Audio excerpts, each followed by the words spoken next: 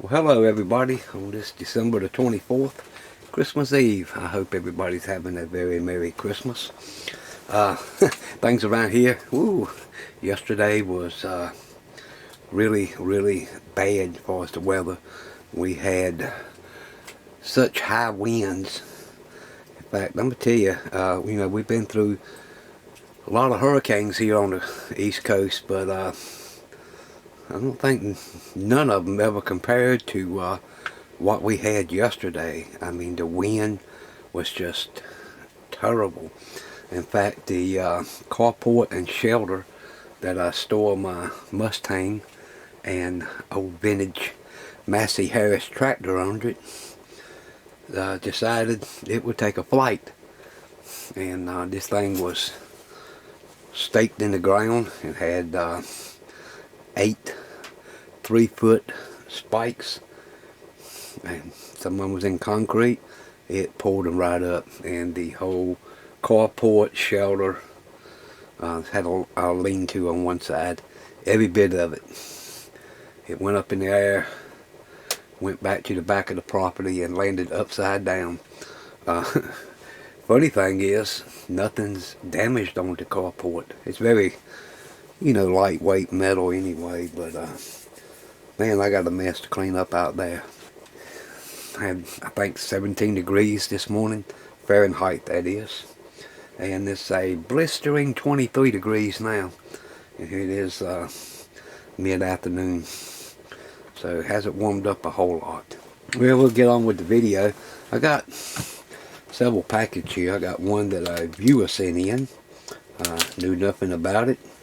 They just showed up on the front door the other day, and I got some more stuff that I had ordered that we're just going to take a look at it. I'm going to make this a quick video. It's cold out here in the shop. If you notice, you don't hear the heat system running because I have a small kerosene heater running in the back just to take the chill off in here. And the that heat system makes quite a bit of noise when it comes to trying to do a video. So it doesn't have much kerosene in it, so I'm going to try to make this quick because it's going to get cold out here real fast. Okay, so we remember the microscope from the last video, and I was trying to get the digital microscope and the amscope to work on the computer, and I was having problems getting the amscope software to run on this new computer. I have fixed that and got that working good. I never could get the program for the Andostar to work. It still say it's missing a DLL file, and being a new computer, I just don't want to go add a bunch of stuff into it. So I bought what is called a cam link, and a cam link is a video capture card that plugs into USB, and then it accepts HDMI. So I can actually use the video camera to capture video on the computer just like you would a webcam with that. But right now I got it connected to the microscope, and if I switch up here and look at the screen in OBS, I can switch down here, turn this off, and you can see the same image on the screen, and there's my fingers under it. So I can use this to capture video directly off that digital microscope.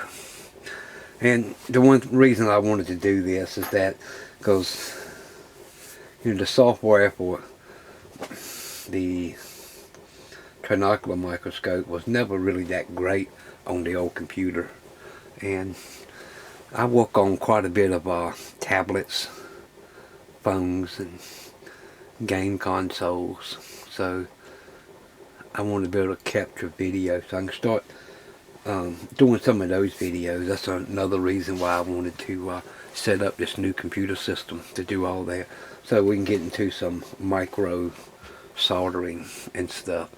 Now, you know, I got another station that I use for micro soldering, but it really burns those small tips up quickly. They don't last long. So we're going to take a look at something else in a minute. So we got a package that was sent in here from a viewer. I didn't know it was coming. Never heard from this person before. He was just out of the goodness of his heart sent this in, and I wasn't sure what it was until I opened it up. I was expecting some more packages, and this come in. I saw DX Engineering on it, and that just blew my mind. So I'll go ahead and open this up, and we'll take a look at what's in the pack. So it looks like it's very well packed. We use some foam. We have a letter here, and this was sent in from, let's just call him Wes. I haven't talked with him or emailed him, so I don't want to give out no more information than what I have to because of that. And in the box we have a manual for the B&K Precision 1801 frequency counter.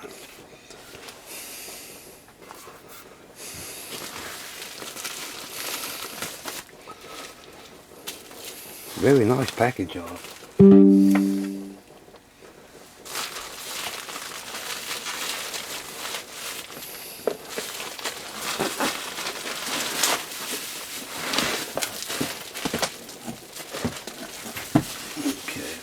In the box.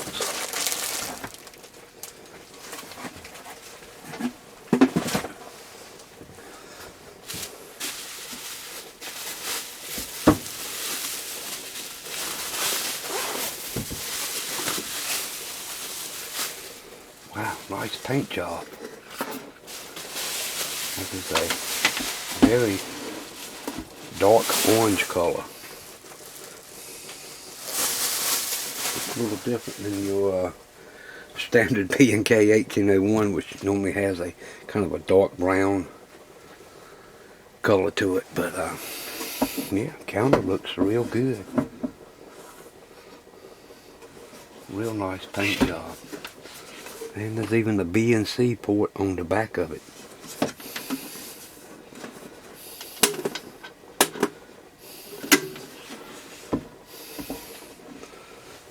Let's see what the note has to say.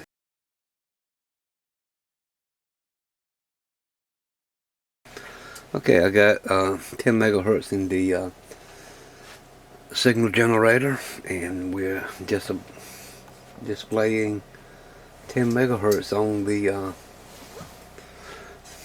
front of the display, but you see it is missing the period that should be between the first two zeros. If we go to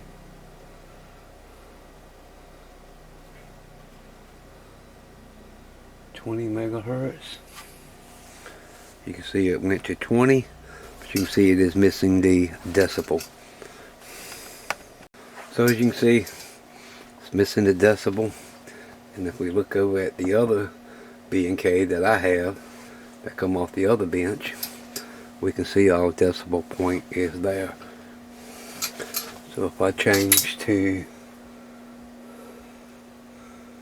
0.01 megahertz, we can see the decibel is there. And if you look over here on this unit, you can see we have the last place decibel over here is working. So the decibel here and here is not working. Well, that one does work.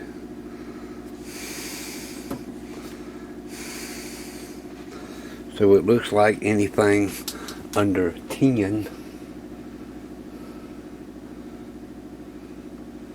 will work. But as soon as you round up to the next figure, in this case 10 megahertz, we lose our decibel. So a couple of transistors in here and a 74 series logic IC. That's the decimal point driver.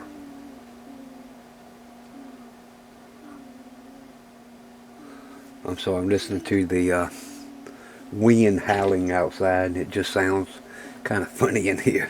But yeah, those that decimal place driver is not working accurately. So you see this counter's off just a just a little bit. I mean, it's pretty much spot on, you know, but it's off just a little bit. But you know, the longer it stays on, the better it gets anyway. So Wes, thanks for sending this in. We'll do a video on repairing this. Should be very interesting. In fact, I got to do some work to this one too, but maybe we'll combine both in the same video. This one, the display will blink off and on, and then sometime only half the display will show, and I know exactly what's going on, so that should be an easy to fix. So again, thanks Wes. This will come in handy. We always love, you know, having these old frequency counters around. One thing I don't have, and I have several different frequency counters. I've got a leader over here on this bench I use, and like I say, I use this old B&K. On the other bench I have a Heath kit and a couple of little small ones. Something I do want to find sometime is a Nixie 2 frequency counter. So if anybody runs across a good deal on one, let me know. Shoot me an email or something, because I'd love to find an old Nixie 2 counter. So again, I've gotten into a lot of SMD work on tablets and iPhones and this and that, and usually when I'm working on them, I got some little tips that I use on my Xtronics. You know, these just screw right off. You know, you got your heating element there, and you change it out to that other tip. The problem with that is that these bigger soldering stations just eat those little tips up. They do not last no time. So I looked at, you know, this solder station, that solder station, online, YouTube, look at reviews of what other people are using, you know, good high quality paste soldering stations, JBTs, Heiko, different ones, and we're looking, you know, $250 to $800 soldering stations. And you know, being just a hobby electronic repair, you know, I couldn't see spending that kind of money on a soldering station. So I looked at what other people were using in the micro soldering stuff, and I picked up one of these.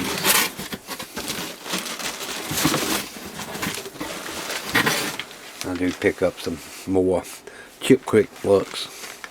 This is not bad. It's the NC 191, and I use a lot of that for SMD.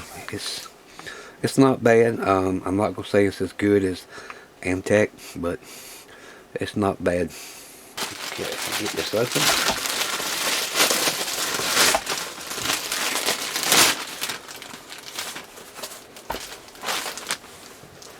Yes, it's kind of small,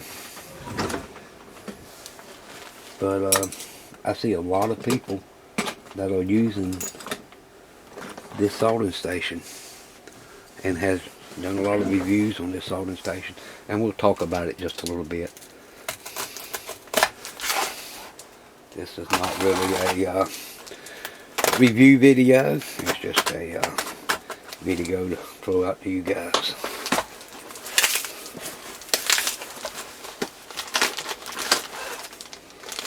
Okay, we got a couple of T12 tips. That's the little flat end. That's a little conical end. I saw another one in there. That's a knife blade tip. Now, a lot of people will talk about these, but I'm going to tell you what, these are very handy. You'll be surprised at the precision soldering on a microscopic scale you can do with the very tip of that knife blade. And then you got the whole blade. You can take little SMD resistors and capacitors off just with one swipe of this thing.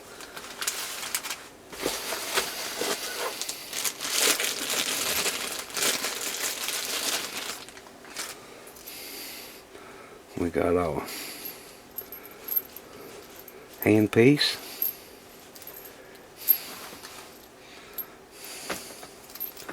Very nice flexible cable. Feels like silicone.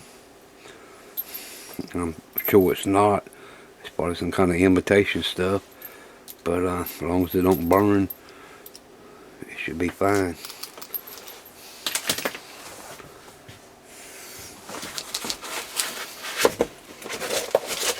And that's all that's in the box.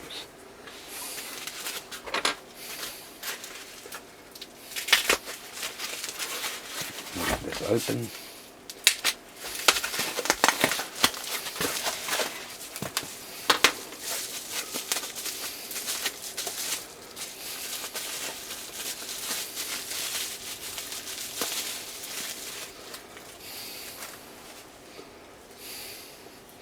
And here it is. As you can see, this is the KSGER soldering station. It's a T12 soldering station. And you have your control here and push buttons. And it's got lots of menus in here that you can set this thing for. It'll go into the sleep mode. And there's actually a sensor in the hand piece. When it feels you pick it up and move it, it'll turn itself back on. And like I say, all that is programmable in this. Now you can see it's a very, very, very small unit, but sometimes that's all you need for micro soldering. So over here in the other package is some more stuff I had ordered for this. And one of them is a T12JLO2 tip, and what that is, that has the little bent end on it. So that's 4 tips. And the other thing I ordered. Now as you can see, this doesn't even come with a mains power cable, and it doesn't come with a soldering iron stand. So I ordered this Noah stand, and we'll see how it fits it. I typed in soldering stand for SMD soldering iron or micro soldering iron, and this is what I come up with.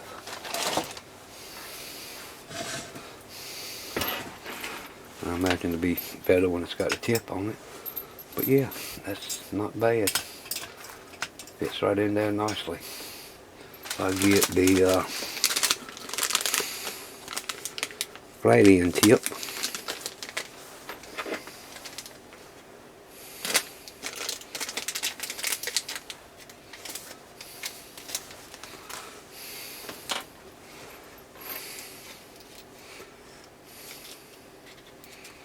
Okay, not thinking about what I'm doing.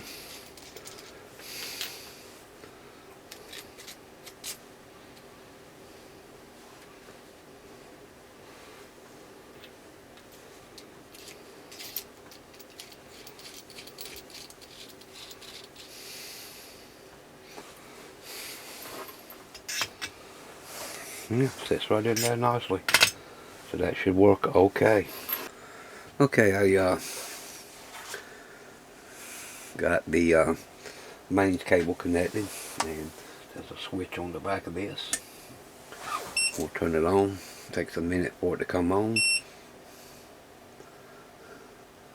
And like I say, I haven't even programmed anything into it. It's just straight as it comes. And we see it's already at 300 degrees C, so that should be pretty hot.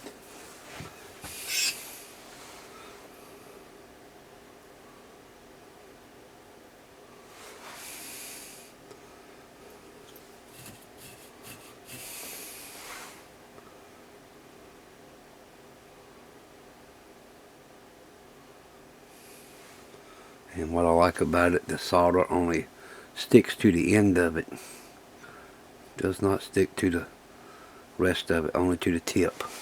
Got to download the manual if I can figure how to set this. Now I saw Scott, the Deaf Palm, he had one of these, and he seems to like it and enjoy it. And I've heard several other people that this just became their main soldering station. This particular one, now I've seen them online as low as 30 bucks. Depends on where you get it from. There's some of them that seems to be DC powered. This one is AC powered. And there is a problem with this that we'll discuss in just a few minutes. But it seems like those that have got these really like this little soldering station. So we'll get this thing tried out and see how it does. Now some of the others that I saw had a red display, and they were very dim. It was hard to see. And I saw some of the mods that they're taking the window out here so you could actually see it better. This one looks like there's no problem at all seeing this. It shows up real good. I thought we could turn the temperature down, but there's a setting you got to go to there it goes, just by pushing the button. We can turn it down. Now it should start dropping down to 250 C,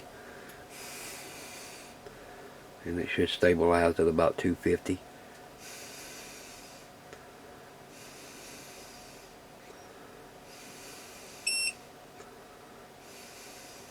And there it is. But we'll play around with more, doing some soldering with this. Probably use that little crooked tip. I've got a couple of tablets that I need to replace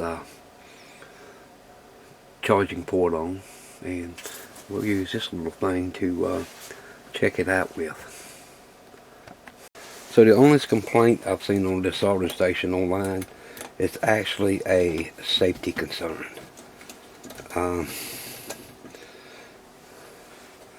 It seems to be that this internal case is not grounded through earth main. Now from what I see, the soldering iron tip is grounded, but this case is not. And I want to see if this is the same case or same issue with this one. I'm pretty sure it is. I really don't think they have fixed that issue, but we're going to look at it right now and see, and maybe in another video we'll do our version of the repair.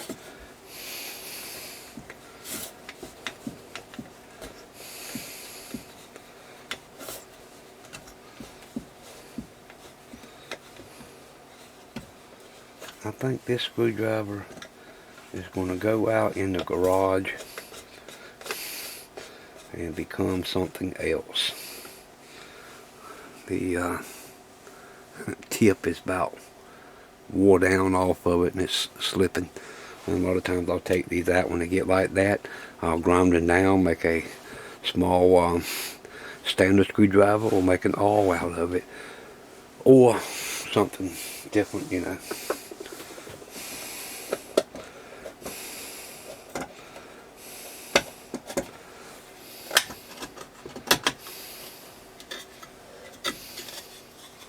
Alright, so as you can see, this case is anodized, and it's aluminum, which means if you put a voltmeter on here,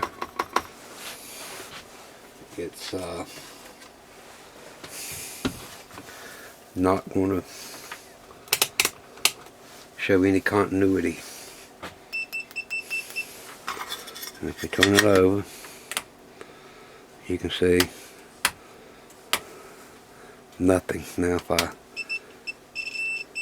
stick the probes into it, you can see we get continuity. And you can see that was all neutral. It's tied to the board. It's a very well constructed unit. It looks real nice.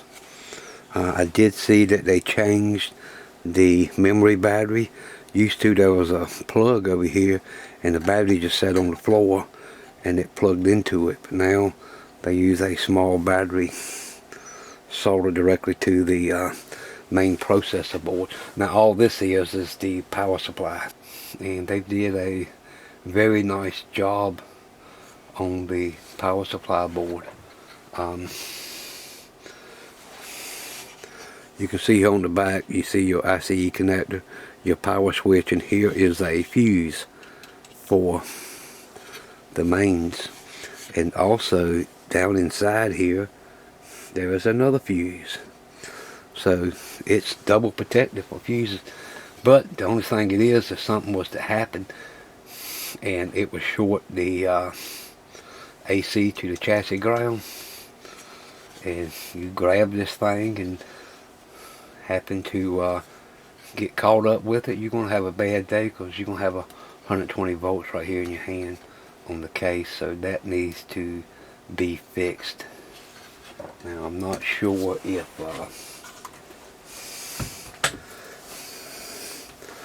since this piece looks like just aluminum,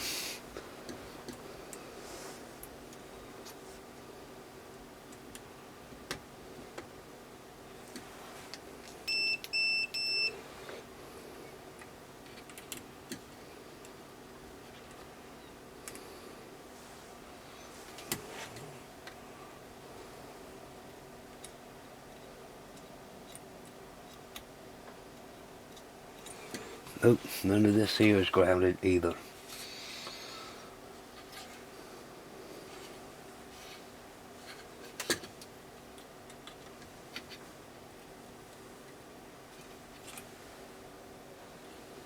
Maybe I had that on the wrong one.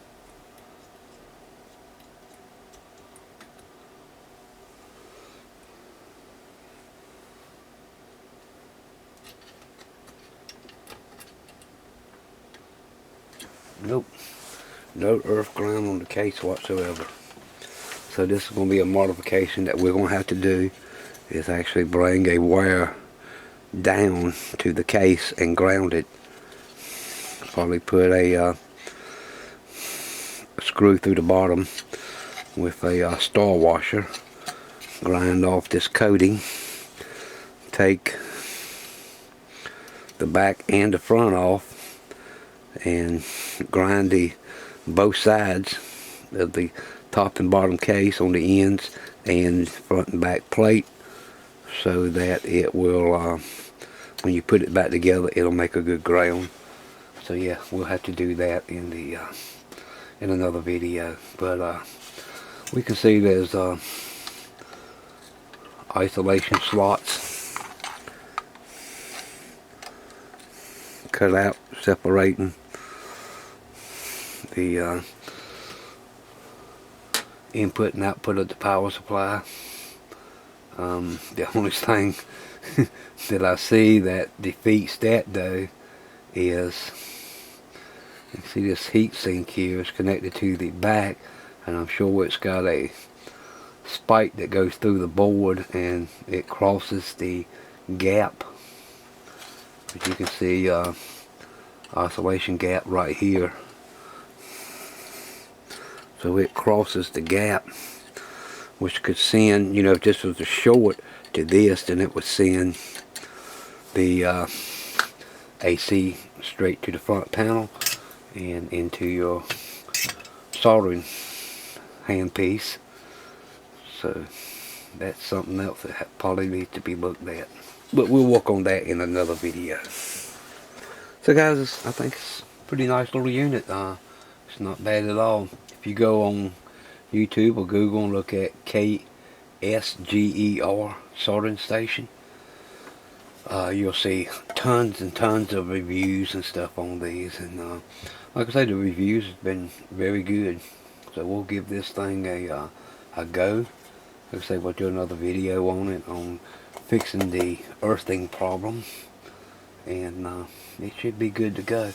Now, the only thing I was hoping that this soldering station or handpiece holder would have a place to store these tips in.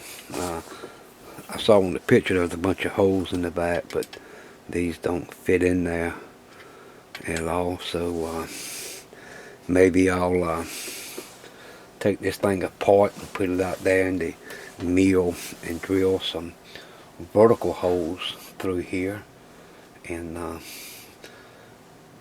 put some copper tubes in it, so I can just take these tips and stick right in them, and I probably could put 4 on each side here, just to hold the tips, you know, vertically in the soldering station, so I don't have to keep them in a separate place. Just have them right on the stand. That would be pretty nice. So guys, I think I'm pretty much set up pretty good to do live streaming on. Now I did come up here, and also with that Cam Link capture card, I can actually mount a video camera and run a video camera to capture the video, or even overhead. Now I went back and I redid this mount, put a thumb screw in it, and I slotted this piece of aluminum so I can bring the camera down a little bit closer. So if I can go here to cam 2,